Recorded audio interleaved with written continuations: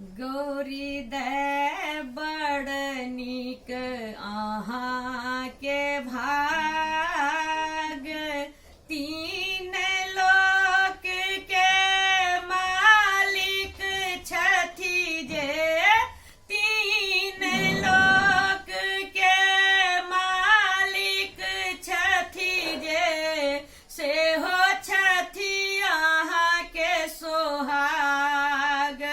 गौरी दे बड़ नीक अहाँ के भाग, तीन लोक के मालिक छथि जे, तीन लोक के मालिक छथि जे, सेहो छथि अहाँ के सोहाग।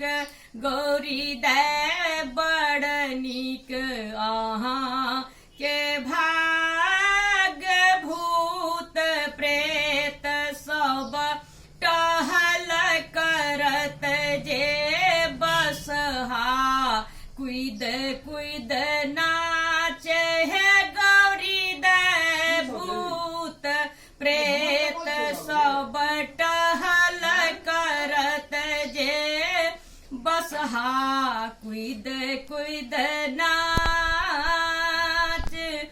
भानस भात के चिंता न रहत, भानस भात के चिंता न रहत, बाबा पीबे छथि भांग।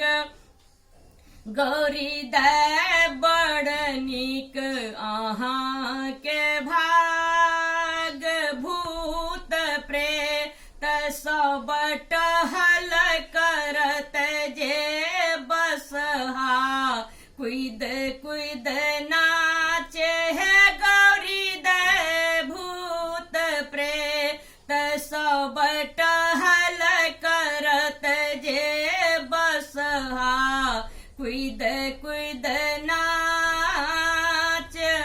भानस भात के चिंता न रहत, भानस भात के चिंता न रहत, बाबा पीबे छथि भांग।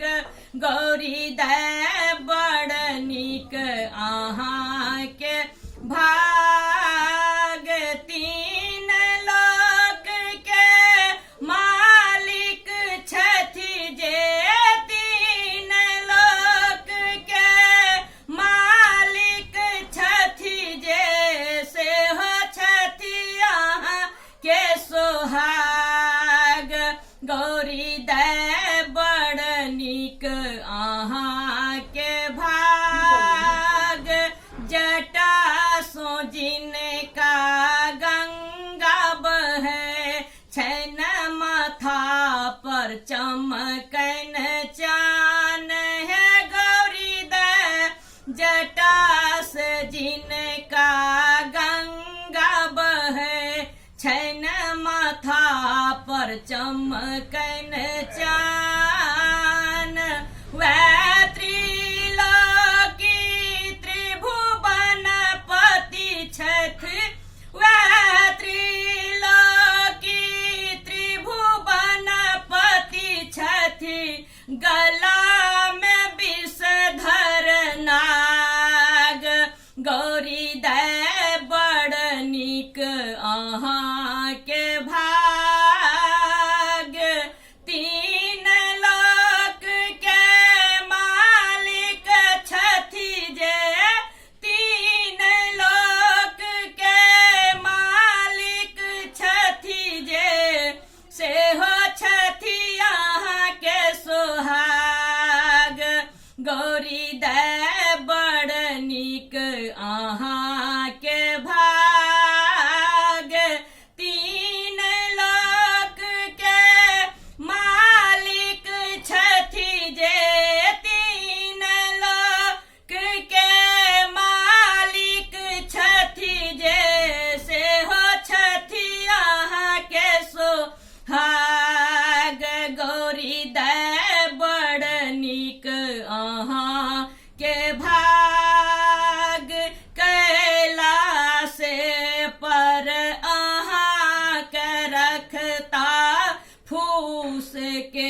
कुटिया बनाई कैलाश पर अहाँ के रखता फूस के कुटिया बनाई है गौरी दे कैलाश पर अहाँ के रखता फूस के कुटिया बनाई नित उठी बाबा के दर्शन करब नित उठी बाबा के दर्शन करब यथिक अहाँ के सौभाग्य गौरी दे बड़ नीक अहाँ के भाग्य तीन लोक के मालिक